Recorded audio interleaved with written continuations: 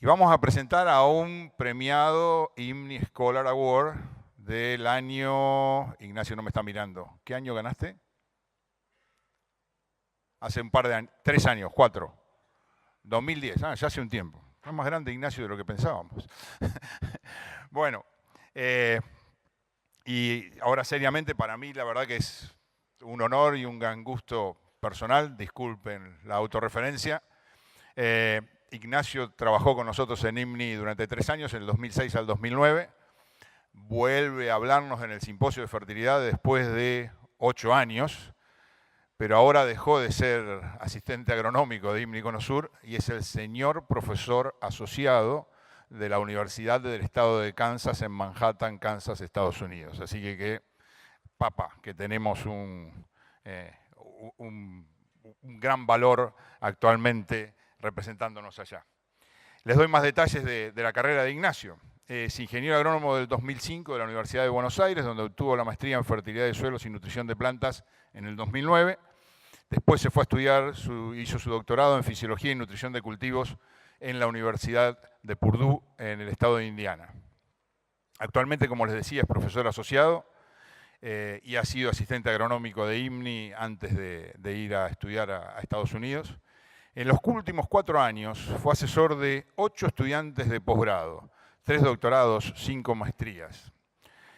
Publicó 20 artículos en revistas con referato, pero creo que ese número es viejo porque ayer acaba de confirmar otro más, así que deben ser 21 o 22. Y también ha sido autor de 4 capítulos de libros y editor principal de otro libro. Sus publicaciones tienen más de 700 citas desde 2012 y tiene un índice H, que es lo que persiguen los investigadores, de 15 y un índice L10 de 20 en el Google Scholar. Es decir que Ignacio tiene un nivel de productividad altísimo. Actualmente está liderando todos los esfuerzos de desarrollo de técnicas de prueba a campo para estimar la contribución de la actividad de fijación biológica de nitrógeno en el cultivo de soja. Y está trabajando muy fuerte en toda la temática a la cual lo invitamos hoy que venga a presentar, que es todo lo que hace a brechas de rendimiento en cultivos de maíz y soja. Y bueno, queremos que nos dé su visión, que no es limitada al estado de Kansas, sino que es de mucho trabajo en conjunto también con grupos de investigación de aquí de la Argentina. Así que es una excelente conexión y excelente que Ignacio nos puedas poner o actualizar acerca de todo lo que están haciendo. Así que bueno, te damos la bienvenida y adelante.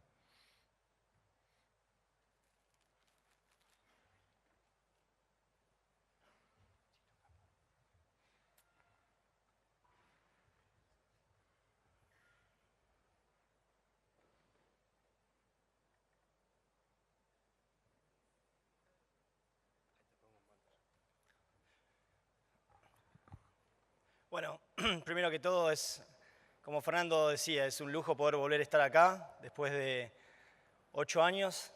Básicamente, es la última vez que me fui con un chico, tenía 2 meses, y hoy vuelvo con ese mismo chico y tiene 8 años, así que muchas experiencias vividas, cosas producidas, y la idea de hoy es realmente focalizarnos en mirar un poco cuáles son las principales prácticas de manejo y cómo empezamos a obtener mayores eficiencias de uso de nutrientes cuando combinamos esas prácticas de manejo y optimizamos el uso de los nutrientes. Como bien Fernando decía, la universidad, yo soy profesor asociado en la Universidad del Estado de Kansas. El grupo de trabajo es KSU Crops. La K hace referencia solamente a Kansas, ya por las dudas. Y eso va a ser en toda la presentación. El temario va a ser un poco variado. Vamos a ir a través de una introducción de lo que es brecha de rendimiento, análisis geográfico, un poco de la parte histórica. Y después quiero compartir con ustedes un trabajo que se viene realizando hace 4 años. Es un trabajo que es una combinación en un estudio de maíz y soja. Tenemos varias localidades en Estados Unidos y también estamos realizando un estudio muy similar en Brasil y en Argentina. Por último, y saltando ahí un poco de tema porque es importante, vamos a empezar a mirar requerimientos nutricionales, principalmente focalizados en nitrógeno, maíz y soja. Y mi idea es también tocar un poco la parte de fijación de nitrógeno. Y el último tema, antes de finalizar, vamos a tocar un poco la parte de biofortificación.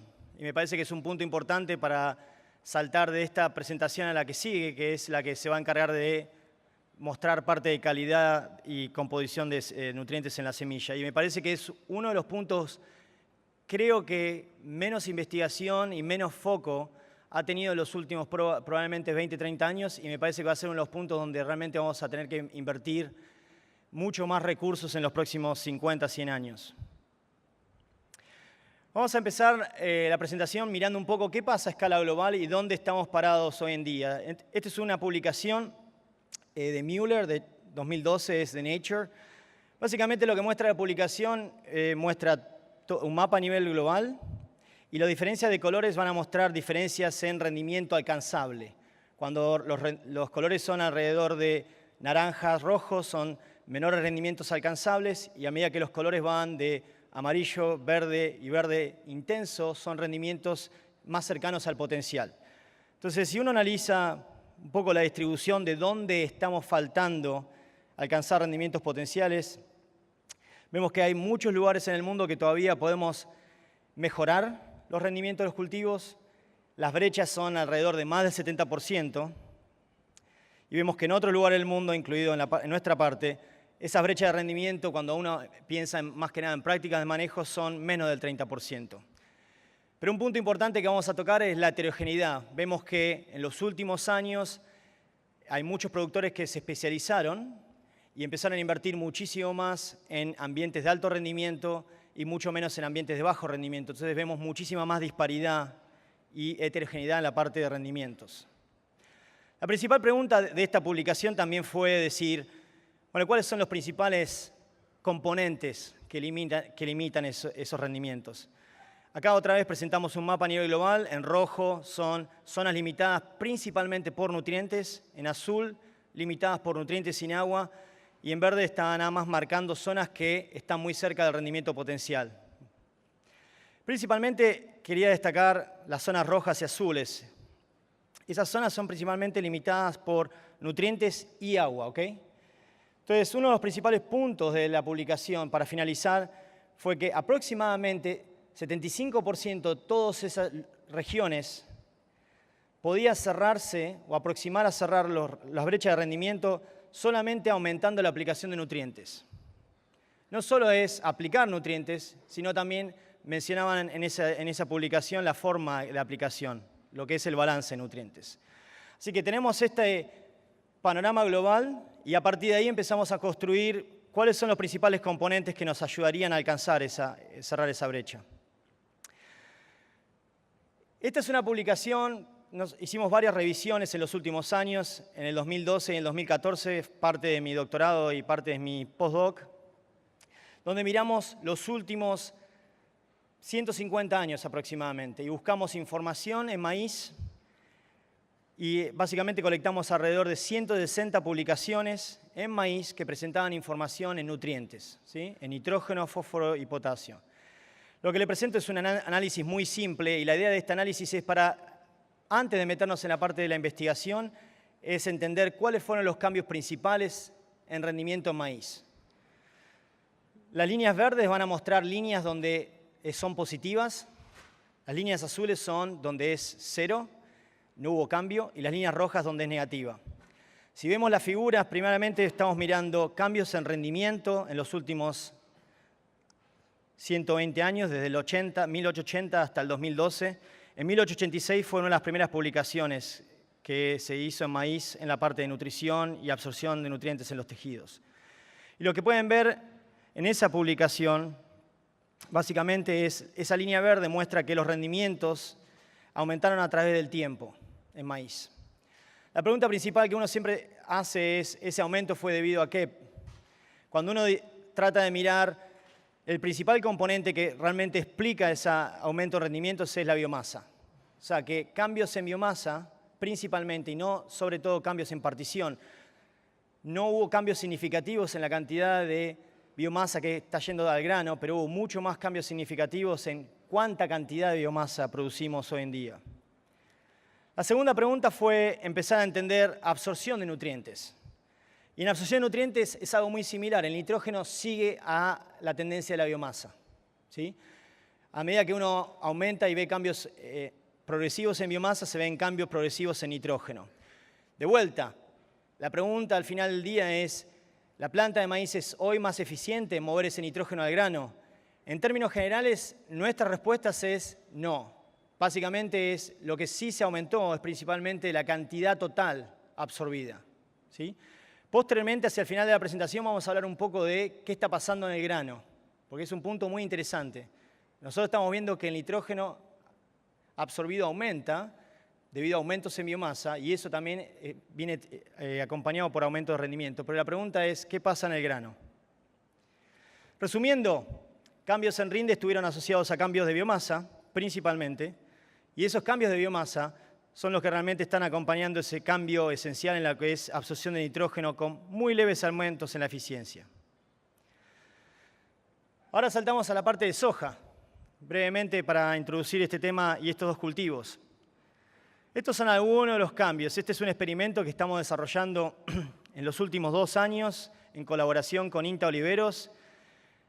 Tenemos diferentes variedades para diferentes décadas. En color rojo ven variedades antiguas del 1980, en verde del 90, en azul del 2000 y las amarillas son del 2010. Y básicamente tratamos de mirar entre 2 regiones, Estados Unidos y Argentina, usando las variedades en diferentes momentos y viendo básicamente cuál es el rendimiento relativo, el cambio histórico. Y uno lo que puede ver es que las variedades del 2000, 2010 son donde uno realmente ve que los rendimientos obtenidos son los más altos, y uno ve que las variedades del 80 y el 90 son donde los rendimientos obtenidos son los más bajos. Hasta ahí todo parece muy sencillo. Estamos mostrando cambios progresivos y aumentos en lo que es el rendimiento en soja históricos. La pregunta que sigue es principalmente qué fue lo que cambió.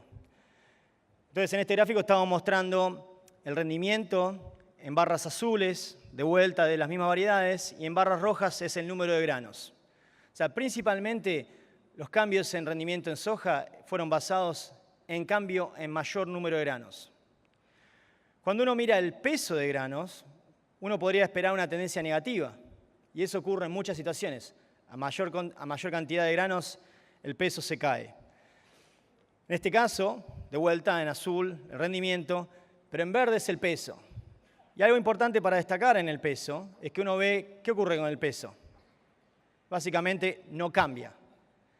No cae, no aumenta, pero no cambia. Y es un punto importante, tener variedades modernas que tienen mayor número de granos, mayor número de vainas, pero tienen peso y sostienen los pesos. Es un número importante y es una causa muy fundamental para entender el aumento de rendimiento en soja. Ahora volvemos a este análisis histórico. Ahora estamos terminando esta publicación. Esta es va a ser una nueva publicación.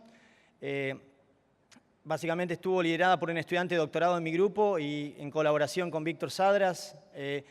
La idea fue hacer un análisis muy similar, es mirar datos históricos en soja, buscar publicaciones que tengan contenido de nutrientes y encontramos desde 1921 hasta el 2016. Un punto importante, encontramos menos observaciones. Eso nos puede decir algo. Hay mucho más inversión que está yendo al maíz, mucha más investigación en la parte de nutrición en maíz que en soja, ¿sí? Punto 1. Punto 2, si miran la figura, generalmente la densidad de puntos aumenta mucho más desde el 95 o el 90 en adelante. O sea que realmente estamos viendo que a partir de ese momento es donde realmente hay mucha más inversión en la parte de entender la nutrición. Nuevamente, rendimiento histórico aumenta, tendencia positiva, cambios en índice de cosecha muy leves, pero positivos, principalmente cambios en biomasa, ¿sí? Mayores biomasas, mayores tamaños de plantas generan mayores rendimientos. Ahora la pregunta, ¿qué pasa con nitrógeno? Nitrógeno siguiendo la tendencia de biomasa, lo mismo, cambios positivos, y nuevamente el índice de cosecha con mucha más variabilidad también termina siendo positivo. O sea que en este caso, comparando con el maíz, no solo tenemos, en resumen, cambios en rendimiento asociados principalmente a biomasa, pero también tenemos levemente asociado a índice de cosecha de materia seca que se mueve hacia a las vainas y hacia las semillas, y de nitrógeno también. Y eso hace que incremente la eficiencia. Cuando uno mira cuánto rendimiento esa planta produce por unidad de nitrógeno en planta, la eficiencia se incrementa. Ahora bien, esto fue un breve resumen de dónde estamos hoy, después de varios años de investigación. Empezamos este estudio empezó en el año 2013 y se sigue manteniendo. Este año ya fue sembrado. Básicamente es un estudio que lo tenemos en Kansas, donde estamos mirando, como ven ustedes en la figura, maíz y soja irrigados y maíz y soja en una fase de secano. O sea, básicamente lo que se hace cada año es se va rotando esos campos de la parte de maíz a soja y de soja a maíz, ¿sí? ¿Cuáles fueron las principales prácticas que nosotros empezamos a establecer? Nosotros empezamos a preguntarnos algo quizá muy sencillo. ¿Cómo podemos intensificar la producción? A ver, tenemos muchísimas informaciones en los últimos 5 años que nos hablan de brecha de rendimiento, ¿sí? Nos hablan de brecha de rendimiento, nos comunican que hay muchas brechas de rendimiento en diferentes lugares. La consulta siempre es cuáles son los principales limitantes para realmente alcanzar el rendimiento potencial. Entonces, diseñamos un sistema en soja y en maíz con una idea muy simple. La idea era tratar de establecer 5 tratamientos donde uno miraba el primer tratamiento, que se llama PC, es práctica del productor, prácticas comunes. En ese caso, en la parte de soja usamos 270.000 semillas, en maíz 74.000. El espaciamiento entre hileras era 76 centímetros y básicamente tratamos de no aplicar ninguna fertilización, ni siquiera fungicida. O sea, básicamente bajo en lo que es el costo de insumos. Después nos movimos a la idea de nutrición balanceada. Empezar a mirar factores sencillos y comunes, pero ¿qué pasaría si yo fertilizo al cultivo? Entonces, en soja empezamos a mirar fertilizaciones de fósforo, potasio y azufre, y en maíz era nitrógeno, potasio, y fósforo y azufre. El tercer tratamiento, que se llama PI, es básicamente intensificar la producción. Lo que significa es, el productor se encarga de aumentar la densidad. Como ven ustedes, hay un cambio de densidad. En soja vamos de 270.000 a 330.000 casi, y en maíz vamos de 74.000 a 88.000 semillas. Y el segundo cambio importante en ese tratamiento es también el espaciamiento entre hileras, ¿sí? Vamos a tratar ese tema brevemente. En ese caso es 38 centímetros. Como ustedes ven, no hay ningún tipo de práctica de fertilización en ese caso. No hay ningún tipo de otro manejo de input. Posteriormente desarrollamos un tratamiento que se llamaba intensificación ecológica, que la idea de intensificación ecológica era combinar los tratamientos 2 y 3. O sea, lo mejor de los 2 tratamientos y tratar de mostrar cuál sería el potencial y la mejor combinación. Y por último, es otro tratamiento que se llama como un plus, y la idea del más es decir, bueno, ¿qué pasaría si yo me quedo corto en nutrientes o me quedo corto en la aplicación de productos químicos? Entonces se aplicaron 2 veces en lo que es parte de micronutrientes y 2 veces en la parte de productos químicos. Sería como una especie de no limitantes sin mirar mucho la parte económica. O sea, teniendo esta idea la vamos a desarrollar durante toda la presentación. Vamos a empezar primeramente por lo que pasa en maíz. Esto es básicamente los datos de maíz y lo que estamos mostrando son 4 cultivos promedio en la rotación. La parte de secano es la parte donde ustedes pueden ver en su parte derecha y la parte irrigada en la izquierda. Básicamente, algo muy claro en maíz. Acuérdense, la primera barra es lo que es la práctica común, sin utilización de insumos. Después viene la nutrición balanceada. Posteriormente viene lo que nosotros denominamos la intensificación del sistema, sin nutrientes. Y el punto cuarto y quinto es donde estamos optimizando. En el quinto es quizá un poco de más. Principalmente, rápidamente, si uno mira estas figuras, lo primero que ve es que hay mayores rindes en la parte de nutrición balanceada. Nutrición balanceada en maíz es el número 1. Básicamente, si uno se pregunta qué exactamente, en este caso fue nitrógeno. O sea, uno puede intensificar la producción, uno puede poner menos espaciamiento, uno puede poner más semillas, pero si no tiene nitrógeno, ese maíz no produce. Fíjense en que las brechas de rendimiento en algunos casos son de 3 toneladas. En muchos casos ven que la parte del control o la parte donde el productor invirtió un poco más es exactamente lo mismo. En la parte que el productor invirtió en poner más semillas, mejor espaciamiento, pero no puso nutrientes, no pudo obtener los efectos de esa nutrición balanceada. Y por último, lo que vemos es que cuando uno mira estos dos tratamientos que son como el óptimo y un poco más arriba de ese óptimo, básicamente no hay muchas diferencias. O sea que si uno mira esos dos tratamientos, las barras verdes y azules, prácticamente es lo mismo. Este es un punto importante en maíz porque maíz es un cereal, es muy dependiente del nitrógeno y esto realmente confirma básicamente que el punto principal en maíz, número uno, es la nutrición balanceada. Ahora bien, cuando uno compara, por un segundo, vamos a usar la barra verde como nuestra barra máxima potencial y vamos a comparar esa barra menos el tratamiento de los otros, ¿sí? Y vamos a calcular lo que nosotros le denominamos brecha de rendimiento. Fíjense en las brechas de rendimiento. Cuando mayor es la brecha significa que nuestro rendimiento fue menor, ¿sí? Fíjense en lo que pasa en la práctica del productor. Las brechas de rendimiento son muy altas. O sea, el productor está perdiendo 2 o 3 toneladas en la parte de secano, 1,5 toneladas en la parte irrigada, no alcanzables por la falta de uso de inputs. Fíjense en lo que pasa en la parte intensificada, muy similar. Ahora, si uno se basa en el medio del gráfico, donde es la nutrición balanceada, en ese caso es incluso lo opuesto. Muestra básicamente que esa nutrición balanceada rindió exactamente lo mismo o más que lo que nosotros denominamos como potencial. Este es un punto interesante porque, de nuevo, marca que cuando uno está mirando sistemas de cultivos, tiene que mirar todas las prácticas en combinación. Y cuando uno implementa una práctica como aumentar la densidad o el espaciamiento, o disminuir espaciamiento sin focalizarse en maximizar el uso de nutrientes, básicamente no obtiene el beneficio final. En este caso vimos brechas que fueron muy variables, pero alrededor de entre 1 y 2,5 toneladas. Y generalmente los rendimientos en la nutrición balanceada y el tratamiento que tenía todos los inputs fueron similares para maíz.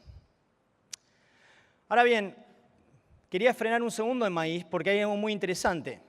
Siempre estamos hablando de requerimientos nutricionales, ¿sí? Nosotros hay una publicación que siempre es muy famosa, fue publicada en el 2008, nosotros siempre mencionamos cuáles son los requerimientos nutricionales en maíz y mencionamos dos componentes, absorción y extracción.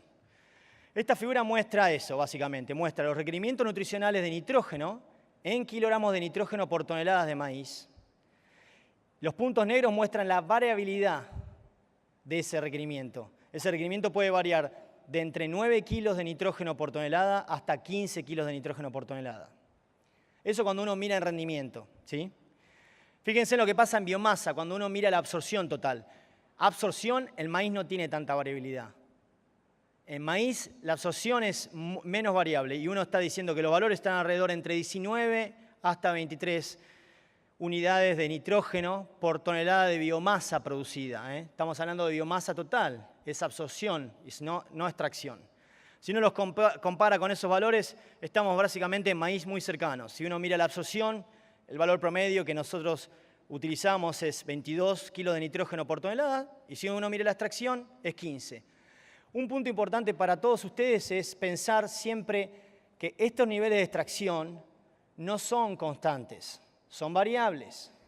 Y están variables en función del rendimiento. O sea, si ustedes pueden obtener información local, si ustedes pueden hacer análisis de nutriente en grano, van a poder empezar a realmente sintonizar y realmente mirar cuánto es la extracción real que ustedes vienen de esos lotes.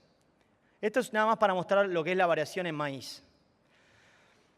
Ahora bien, cuando uno mira el nitrógeno, un tipo de curva similar de absorción de nitrógeno es la siguiente, ¿no?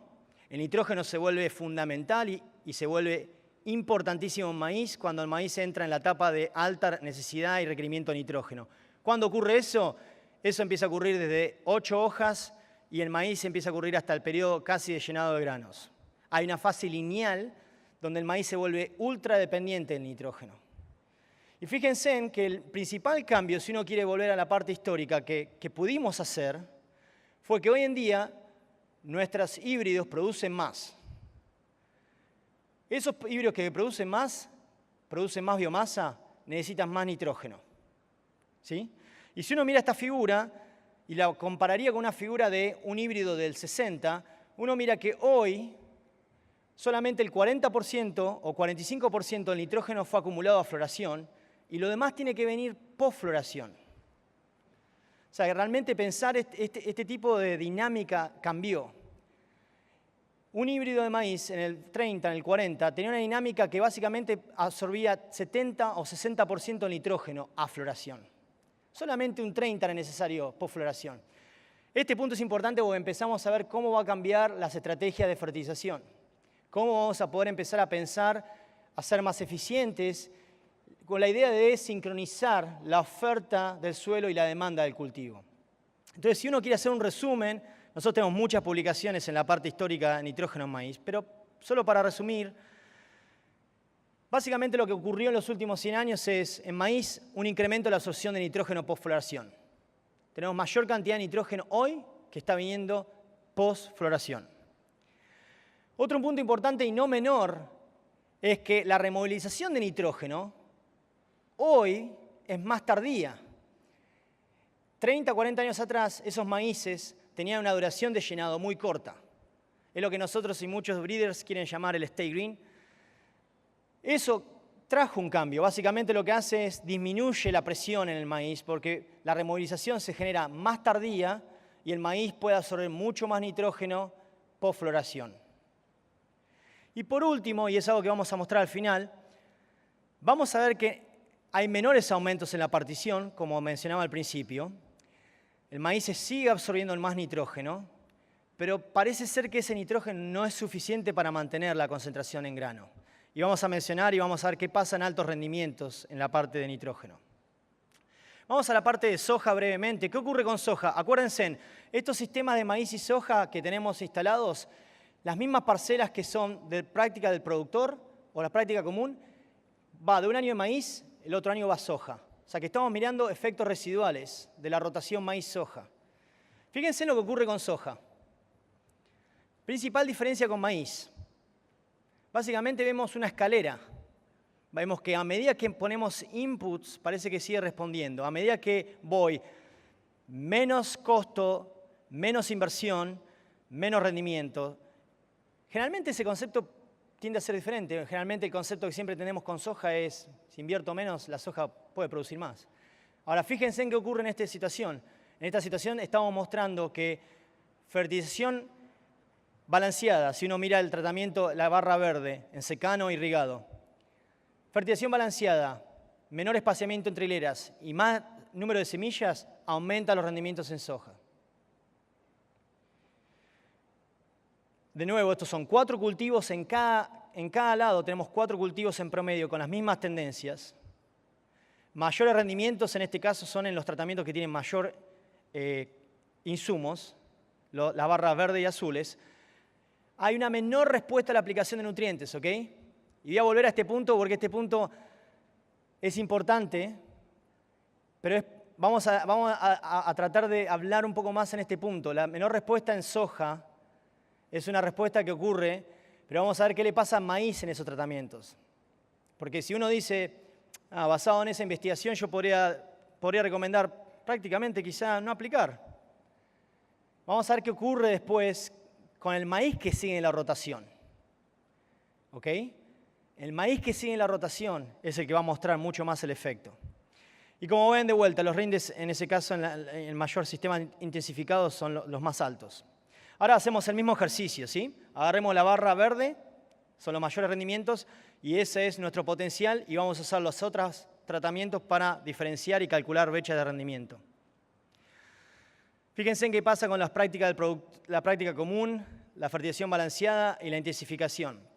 En este caso la tendencia es un poco diferente. En maíz principalmente dependía de los nutrientes, dependía del nitrógeno. En soja, como es una leguminosa, fija nitrógeno, esa dependencia del nitrógeno es menor. Ahora fíjense en que el más cercano a cerrar la brecha de rendimiento es donde uno está mostrando la intensificación. El mayor rendimiento, donde uno optimiza básicamente el uso de inputs y el rendimiento, es donde uno está en la parte de intensificación ecológica, donde uno combina nutrientes y intensificación. En este caso, las brechas de rendimiento fueron muy similares. Si uno lo piensa, de 1.5 a 2 toneladas, en términos relativos son muy importantes comparadas con la del maíz, muy superiores. O sea que en soja realmente podemos incrementar rendimientos.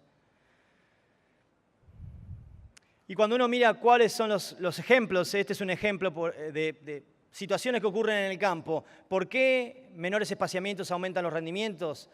Básicamente, uno de los principales factores por los cuales no podemos incrementar rendimientos son espaciamiento entre hileras, intercepción de luz. Si podemos interceptar más luz, podemos incrementar la duración del ciclo de cultivo y podemos tener más cobertura y más rendimientos. Ahora, ¿qué pasa? ¿Es el espaciamiento entre hileras o la densidad las mejores prácticas siempre? Porque quizá tenemos productores que producen 5 toneladas, pero tenemos consulta de productores que producen 3 o 2 toneladas de soja. Y es algo muy importante de ver esto, porque en muchos casos el espaciamiento tiende a ser muy importante en sistemas de alto rendimiento.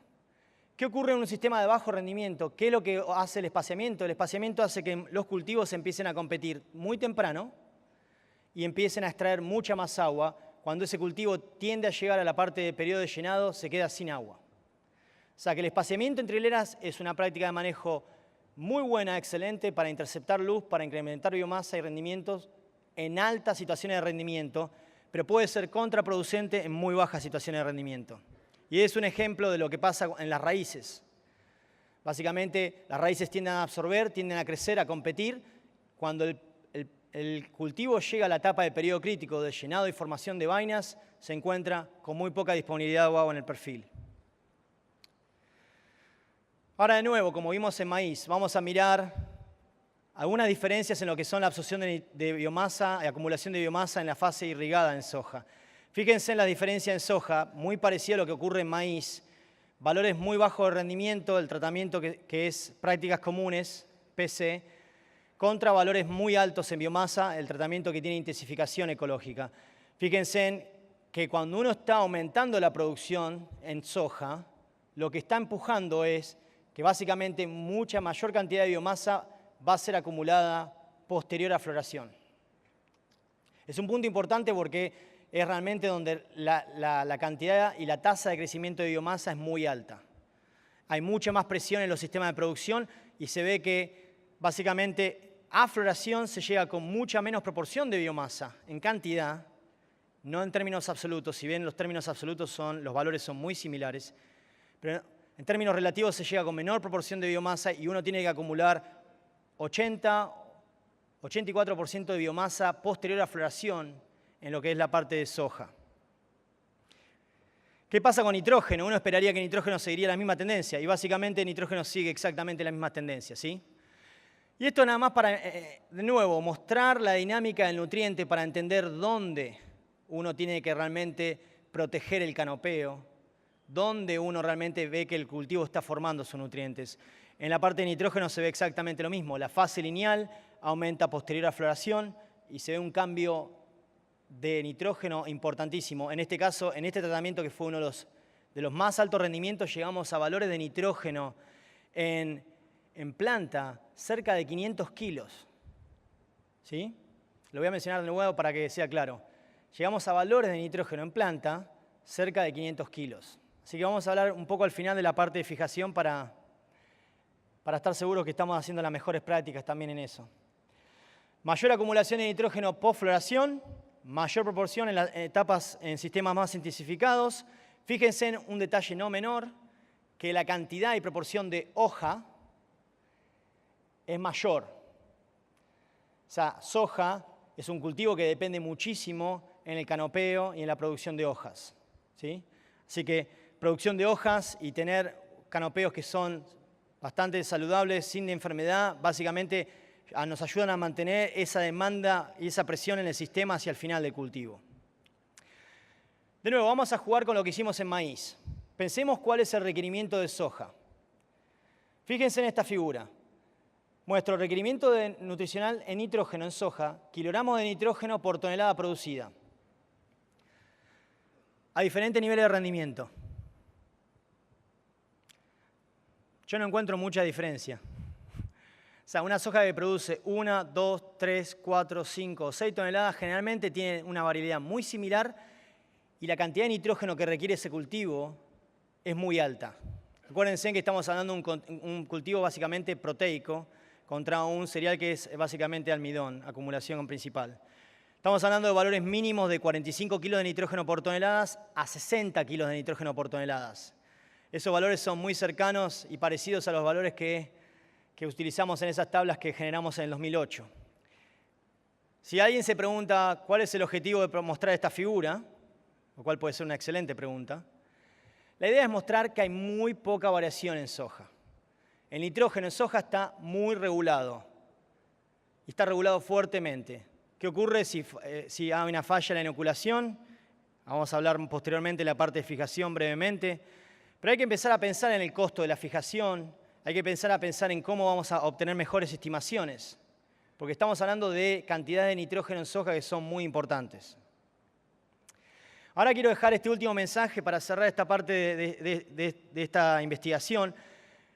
La idea mía era de tratar de mostrarles en promedio para todos los cultivos en muy pocas figuras qué ocurrió en los 5 tratamientos, los cuales hablamos durante la presentación. Fíjense en el primer gráfico, biomasa, y como mencionamos en el análisis histórico, mayor rendimiento de maíz, en este caso igual, están relacionados con mayor producción de biomasa. Fíjense que en maíz principalmente el tratamiento de nutrición balanceada es el tratamiento que muestra eso. La pregunta que alguien se puede estar haciendo es, ¿qué pasa en el tratamiento que la producción fue intensificada? ¿Qué pasa en los tratamientos que se llaman IP? Acuérdense que esos tratamientos, ese tratamiento cuando viene de soja, ese tratamiento no se aplicó nutrientes y la soja rindió bien, muy bien. ¿Qué ocurre con el maíz que viene posteriormente? El maíz que viene posteriormente, que no tiene aplicación de nitrógeno y que lleva el efecto residual, básicamente se cae el rendimiento. O sea, básicamente el objetivo principal es para mostrar en estas situaciones es fertilización no de un cultivo, pero fertilización de la rotación. Pensar en efectos residuales. Si hoy no encuentro respuestas a la fertilización en soja, ese cultivo cuando vaya a una rotación en maíz lo va a pagar. ¿Okay? Y si yo no lo fertilicé al maíz, por la extracción que tuvo esa soja, ese cultivo de maíz es el que termina pagándolo. O sea, que es importante rescatar este concepto que es fertilizar la rotación y no pensar de si no tengo respuesta a este cultivo y a los nutrientes en este cultivo especial, no lo fertilizo. En soja principalmente, como resumen, la respuesta fue mucho más a nutrición y en combinación con prácticas de manejo. En maíz, principalmente la respuesta fue al agregado de nitrógeno y a la nutrición. Ahora fíjense en lo que son las diferencias en lo que es extracción de nutrientes. ¿Sí? Nosotros tenemos análisis de nutrientes para todos los puntos en la campaña y tenemos también análisis de nutrientes hacia el final del cultivo. Lo que estoy mostrando son extracción de nutrientes hacia el final del cultivo. Para maíz, en promedio, de los sitios, 8 sitios, y para soja también en promedio de los 8 sitios. Fíjense, de nuevo, para marcar la cantidad y el requerimiento de nitrógeno de soja comparado con el maíz. Y hubo un punto no menor también la cantidad de requerimiento de potasio en soja comparado con el maíz. Cuando uno mira algún índice de eficiencia, porque siempre queremos tratar de establecer eficiencias, un factor que puede calcular es el factor de productividad parcial. El factor de productividad parcial es simplemente una relación entre rendimiento y la cantidad de fertilizante aplicado. Entonces, cuando uno hace este tipo de análisis para los tratamientos que recibieron fertilización, uno puede encontrarse con este tipo de figura. En la parte de maíz, la nutrición es el tratamiento, la nutrición balanceada es el tratamiento que tiene mayor eficiencia, y en la parte de soja, el tratamiento que tiene mayor eficiencia es la parte de intensificación ecológica, donde estamos combinando ambas prácticas, fertilización y nutrición.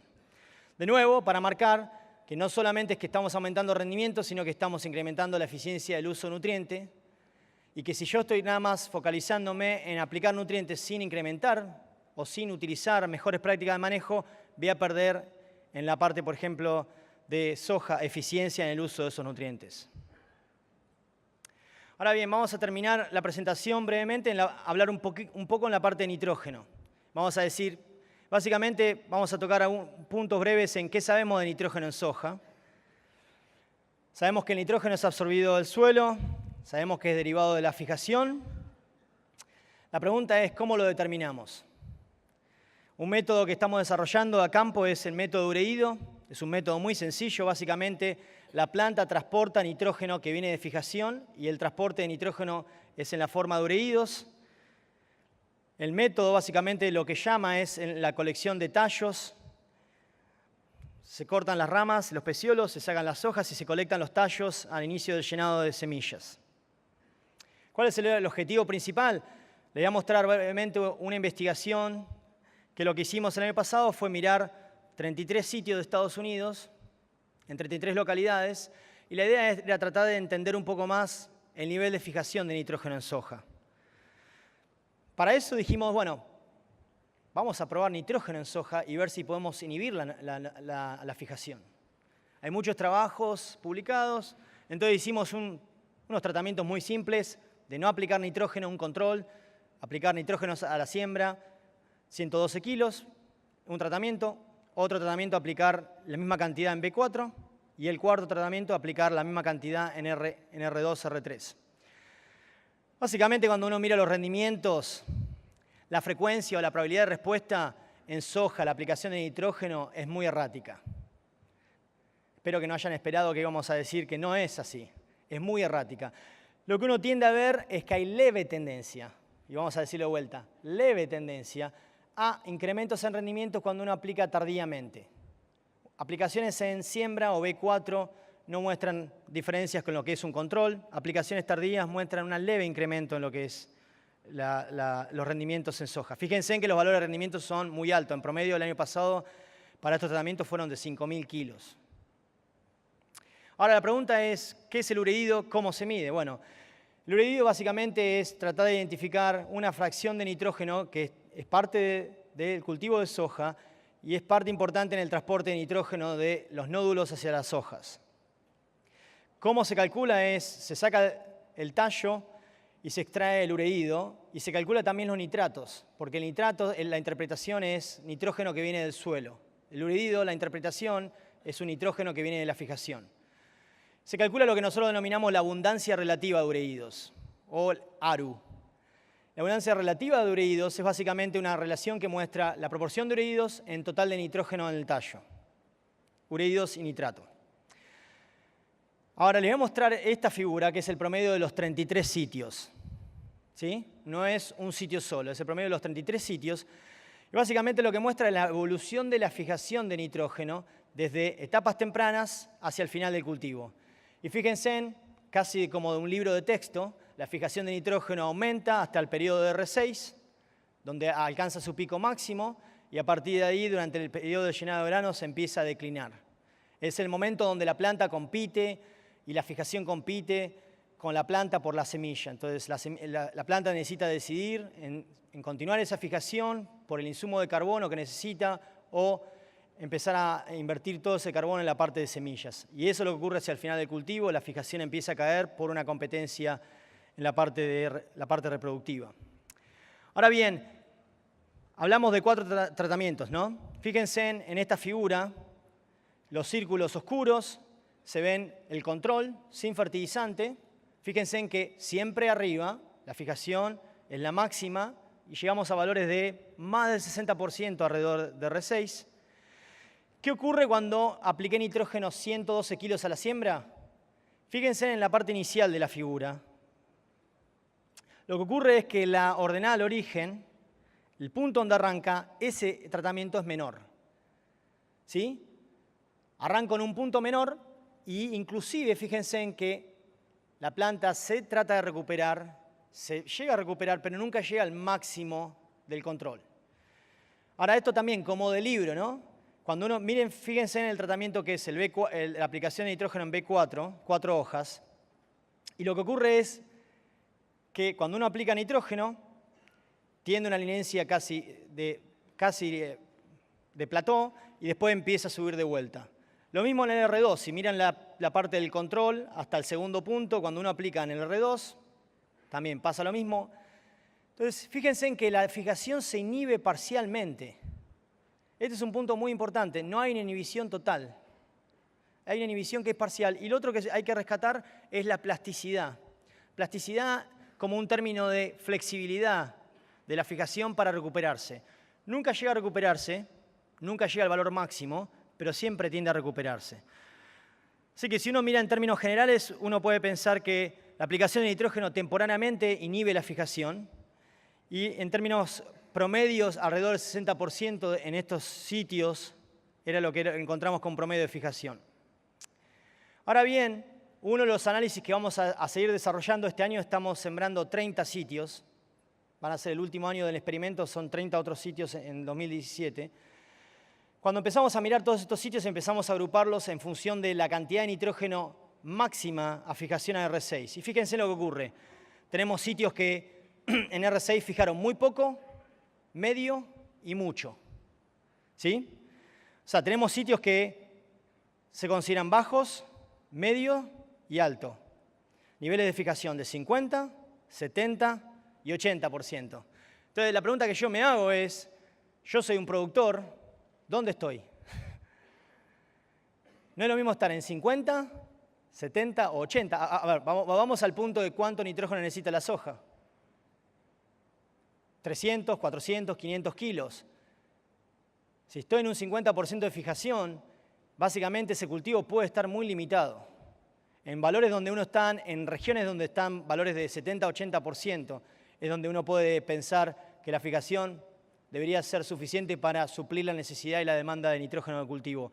Acuérdense en que hay una proporción de nitrógeno que también viene del suelo. Tampoco vamos a pedirle al suelo que nos dé 300 kilos de nitrógeno. Así que esto es un punto interesante y estamos trabajando en tratar de identificar cuáles son los principales mecanismos de ambiente y de suelo que nos ayudan a identificar ambientes de baja, media y alta fijación. Y lo que estuvimos viendo en los últimos año y medio es que en muchos casos hay muchas variables de suelo, pH, textura, suelos arenosos, que realmente nos dan, y la parte del potencial de nitrógeno mineralizable y el total mineralizable, nos dan parámetros muy fuertes de cuál va a ser el valor de fijación de ese cultivo. Esto es un punto importante porque no queremos ir a aplicar nitrógeno a soja y ver si hay respuesta. Nosotros lo que queremos hacer es desarrollar herramientas de diagnóstico para identificar ambientes donde el potencial de respuesta va a ser alto. Y, para terminar, ¿alguien va a preguntarse respuesta a nitrógeno en soja? Este es un ensayo que tenemos con el INTA Oliveros en colaboración con Juan Martín Enrico y el doctor Fernando Sabagliotti. Tenemos colaboraciones realizando este ensayo, 4 variedades de soja del 80, 90, 2000, 2010. Y tenemos un control, un tratamiento que depende del fertilizante, que es el verde, 500 kilos aplicados, y un tratamiento que depende solamente de una aplicación tardía, 50 kilos hacia el final, R3. Ahora fíjense en qué ocurre. En el control se ve que a medida que uno va de la primera barra, la marrón, a la cuarta, cambiando los genotipos, se ve que el rendimiento aumenta, genotipos modernos tienen mayor rendimiento, pero algo interesante para ver es que tiende a haber una leve tendencia que los genotipos modernos muestran una leve respuesta a nitrógeno. Fíjense en las barras verdes y la última barra verde, y fíjense en la barra naranja, en la última barra naranja, y fíjense en que esta tendencia es muy parecida en ambas localidades, ¿sí? Y acuérdense, estamos hablando de Kansas y Oliveros. No lo veo tan parecido yo, pero bueno. Si fijan los niveles de rendimiento, en Kansas tuvimos niveles de rendimiento con la aplicación de nitrógeno de 20% y en Oliveros de 5%. La pregunta es, de vuelta, ¿cómo puedo identificar cuáles son esos sitios donde realmente voy a encontrar una respuesta? Y un punto importante, un disclaimer, algo que va a hacer para que ustedes sepan que si ocurre una pregunta, esto es lo que voy a contestar. La idea del proyecto no es recomendar fertilización de nitrógeno en soja. La idea de este proyecto es primero identificar si el nitrógeno limita la soja. Esa es una idea simple. ¿sí? Solamente quiero identificar si el nitrógeno, y queremos identificar si el nitrógeno está limitando o no limitando al cultivo. No estamos buscando empezar a recomendar y decir a los productores que deberían empezar a aplicar nitrógeno, porque vemos que las respuestas son muy erráticas y vemos que la probabilidad de respuesta son muy bajas. Ahora, cuando uno se pregunta, y puede ocurrir esta pregunta, ¿me podrías explicar por qué hay respuestas de nitrógeno en soja? Entonces, estuvimos tratando de mirar dos factores nada más. Y miramos un factor que es la removilización. ¿Cuánto nitrógeno viene de tejidos vegetales hacia la semilla? Fíjense lo que ocurre con variedades del 90, del 2000 y el 2010. ¿Qué ocurre con la cantidad de nitrógeno que viene de cada fracción? Va incrementándose. Las variedades modernas necesitan mayor cantidad de nitrógeno. Básicamente tiene una demanda muy alta de nitrógeno durante el llenado de granos y la planta tiene que ser lo más eficiente posible para removilizar. El mejoramiento genético ha conducido a eso, a que haya mayores incrementos en lo que es la removilización y hay mucho nitrógeno que viene de tejidos vegetales. Eso lo que hace es comprometer al cultivo, porque el cultivo está tratando de llenar el grano al mismo momento. Y lo que ocurre empieza a senecer. Hay una competencia de que el cultivo quiere terminar de llenar esos granos y tiene el potencial, pero hay una senescencia. Entonces, cuando uno se pregunta ¿dónde viene la respuesta de nitrógeno en soja? Nosotros hicimos este estudio muy sencillo de mirar cada 3 días, ir y sacar granos y mirar cómo cambiaba el peso del grano. Hasta el momento que llegábamos al punto de no había más cambios en peso. Lo que vimos es esto, que para nitrógeno, los tratamientos que tenían fertilización, solamente la tasa no cambió. La tasa de llenado no cambió en ningún momento. La tasa de llenado, cuánto miligramos de materia seca poníamos en esa semilla es la misma. Lo que cambió es que con nitrógeno aumentamos la duración del llenado. ¿Cuánto? 5 días. La pregunta que ustedes se hacen es, 5 días. ¿Cuánto es 5 días? Para estos niveles de rendimiento fueron 5.000 kilos, 5 días fueron casi 750 kilogramos. O sea, no es menor pensar que sí hay una limitante y pensar que la limitante está en la parte de la duración. Por último, para terminar, solamente les quiero mostrar esta figura que es para empezar a pensar en la presentación que sigue. Calidad. ¿Sí? ¿Cuál es el concepto de biofortificación? Es no solo fertilizar el cultivo por rendimiento, pero empezar a fertilizar y pensar en el cultivo para aumentar calidad. Cuando uno mira el análisis histórico, en maíz se ve claramente, miren la figura del medio, concentración de nitrógeno en grano de maíz en la historia. Los últimos 150 años lo que estamos haciendo, estamos bajando la calidad y la proteína de ese cultivo. ¿Alguien nos paga por proteína de maíz? No. Si le muestro el potasio, es muy parecido. ¿Sí? Hay que empezar a pensar en esto, hay que empezar a pensar que estos niveles de rendimientos, estos niveles de presión en la intensificación, hacen que la cantidad y la composición de los nutrientes se vea comprometida en la semilla. Y por último en soja, pero de nuevo, mirando en soja, que en soja es muy conservativa, hay cambios muy menores, casi indetectables, pero hay cambios en proteína. Estamos viendo cambios también en proteína, muy menores, pero estamos viendo cambios, mayor presión en el sistema, hay cambios en proteína. La proteína cae, solo por darles un ejemplo, en Estados Unidos en promedio hubo 37% de proteína el año pasado, cuando estamos hablando que necesitamos en general 42% para la parte de meal en soja. O sea que tenemos un problema que nos está viniendo muy rápidamente y no estamos invirtiendo los recursos para resolverlo. Así que la próxima presentación seguramente va a tratar la parte de calidad y se vamos a poder extender en esa sección. En resumen, ¿dónde uno debería focalizarse? ¿Dónde mi grupo va a estar focalizado en los últimos 5 o 10 años? Es la idea de altos niveles de rendimiento, uso intensivo de insumos y fertilización balanceada como punto clave. Principalmente estoy preocupado por la idea de disminuir la dilución, la idea de disminuir la pérdida de calidad en semillas.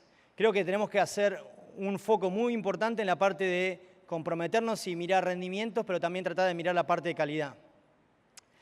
Otro punto, como mencioné al principio de la presentación, siempre nos focalizamos en la parte de altos rendimientos, pero muchos productores están produciendo en bajos. La pregunta es cómo hago para empezar a producir bien en niveles de bajo rendimiento, y nosotros tenemos información y de nuevo el balance de nutrientes juega un rol muy importante en esos sitios. Por último, y es parte de lo que hacemos en Kansas y en la universidad, hay un rol muy grande de la investigación y la extensión. Y me comprometo desde Kansas, desde mi lugar chiquito, a seguir ayudando a mi país, a tratar de realmente empujar el nivel y el desarrollo de extensión de Argentina. Creo que esos son uno de los puntos claves que realmente no tenemos que dejar de mirar de lado. La investigación es importante, la publicación de nuestros trabajos es esencial, la parte de trabajar con los productores y bajar la información es un punto clave para desarrollar herramientas de corto y de largo plazo, ¿sí? Eso es un punto donde nosotros trabajamos muy fuertemente en la universidad. Así que con eso, básicamente, estos son parte de nuestros niveles de producción y un agradecimiento muy grande a la gente del IMNI, que es uno de los sponsors más importantes de este proyecto. Y por último, como ustedes saben, toda esta información no es solamente yo produciéndola, es todo el grupo que trabaja conmigo, así que para ellos todo mi agradecimiento porque realmente ellos son los que mueven el día a día y yo soy, como ellos llaman, the idea guy, el hombre que viene con ideas. Así que con eso estoy disponible para las preguntas. Muchas gracias. Mataste todo. Gracias, Nachito. Sentate, vamos a hacer 2 o 3 rápidas y listo. Bueno, le agradecemos la presentación y la visión a Ignacio y vamos a hacer 3 o 4 preguntas. Si las contestás rápida, Nacho, son más, si no menos. Cuando quieran, Guille, Nico, Inés.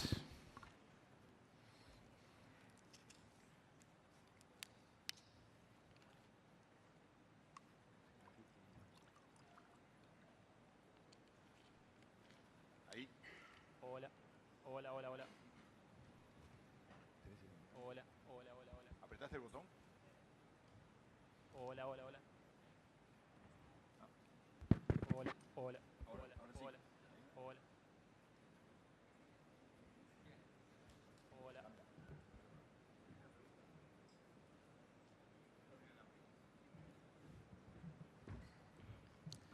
Mientras se solucione ese problema, a ver si yo puedo entender la pregunta aquí.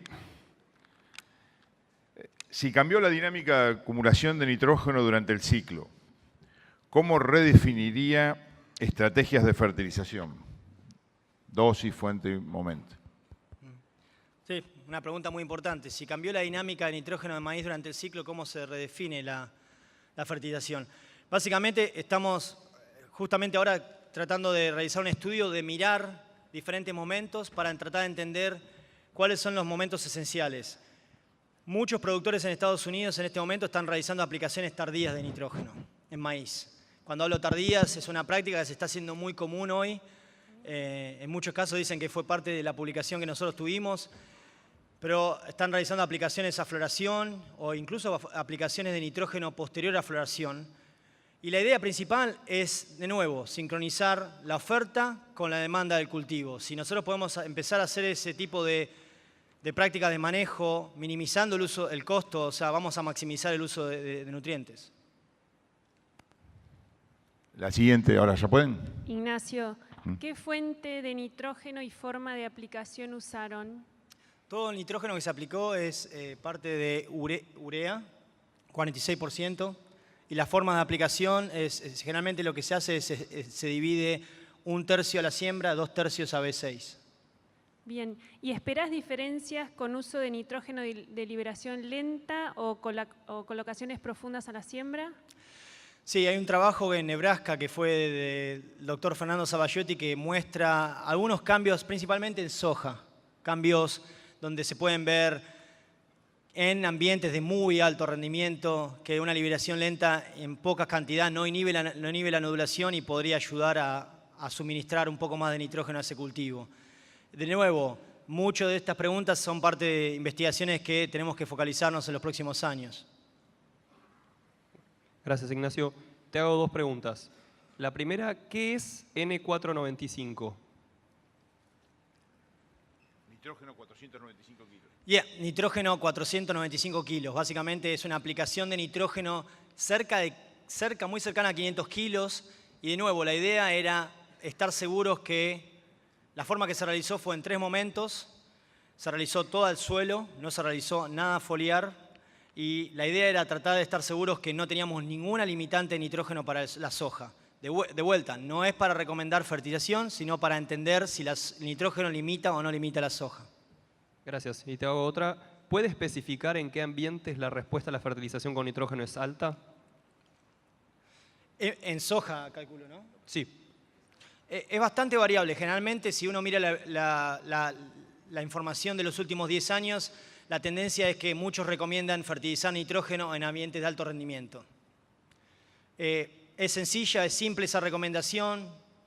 Es verdad, tenemos ambientes de rendimiento en Estados Unidos, en algunas situaciones hay sojas de 10 toneladas, de 12 toneladas. Si uno empieza a mirar esos valores de producción de soja, no hay fijación que aguante, para decirlo en términos criollos. Ahí donde realmente la cantidad de nitrógeno en soja, la cantidad de nitrógeno en fertilizante va a poder ayudar quizá a la producción. En otras situaciones vemos que en ambientes donde hubo estreses térmicos, altas temperaturas a la siembra, sojas sembradas tardíamente o altas precipitaciones durante la etapa de siembra, cualquier estrés que retrase la nodulación, porque generalmente lo que ocurre es el proceso de infección se retrasa. Cualquier estrés que retrase esa infección va a retrasar cuánta cantidad de nitrógeno va a fijarse por el cultivo y eso va a producir que la cantidad de respuesta o la probabilidad de respuesta a la fertilización sea más alta. Lo que siempre nosotros decimos es, como una práctica recomendada en soja, inoculación, pero como una especie de seguro. Bien. Ignacio, medio relacionado a esto último que dijiste, ¿han trabajado algo en soja o han pensado al menos en sojas de segunda que parten de una condición de suelo muy pobre en nitrato o después de cultivo de cobertura? Sí. Gramínea. Sí, tenemos un estudio que estamos básicamente mirando cultivos de soja de segunda, que son situaciones donde vienen con alto rendimiento de trigo y con muy poca fertilización. En muchos casos son esos lugares donde vemos que los niveles de fijación son bajos. Y lo que ocurre es, nuevamente, son sitios donde uno está sembrando sojas con altas temperaturas en el suelo, son temperaturas altas y en algunos casos incluso son con valores de pH bajos. Se retrasa el proceso de infección y generalmente tenemos valores de fijación que son alrededor de 50% o menores. Bueno, muchas gracias, Ignacio. Hay más preguntas, me están haciendo señas, pero lamentablemente vamos a tener que dejar acá. Igual Ignacio va a estar ahora en el corte del mediodía disponible para ustedes. Te agradecemos mucho.